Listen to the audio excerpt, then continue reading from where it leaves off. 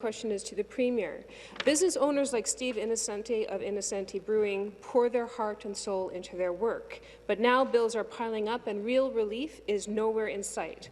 For Innocenti Brewing, profit was down 257% in March, and despite this, Steve and his team rallied, turning over $30,000 worth of beer into hand sanitizer to donate to frontline healthcare workers.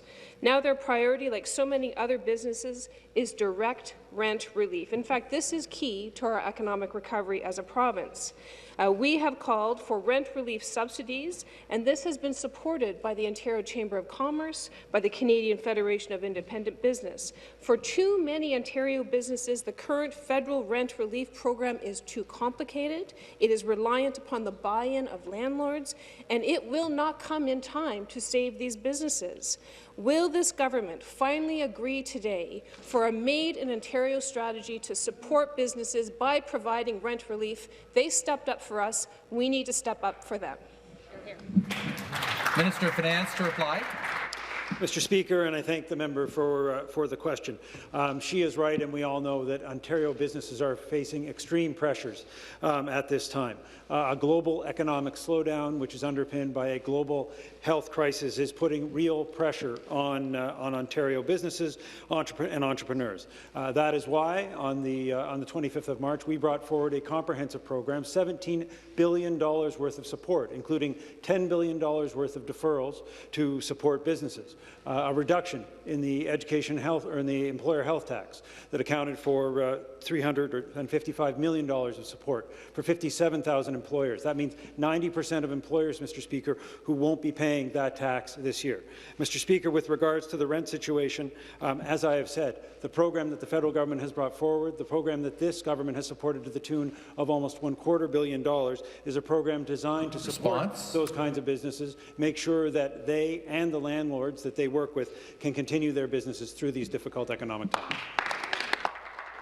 Supplementary, the member for York South-Weston. Thank you, Mr. Speaker. It is clear the government's new program won't help pay the rent, and it won't stop businesses from being evicted. Osman is a small business owner in my community who does not qualify because his landlord does not carry a mortgage. Others like T-Dot, tumblers, Hair Plus, beauty supplies and R&I jewelleries are losing their businesses because their landlords are refusing to participate. To the Premier, too many small businesses are falling through the cracks. We cannot let the dreams of these owners wither away. So I will ask again, will the government commit to direct financial support to businesses who say this is not working for them?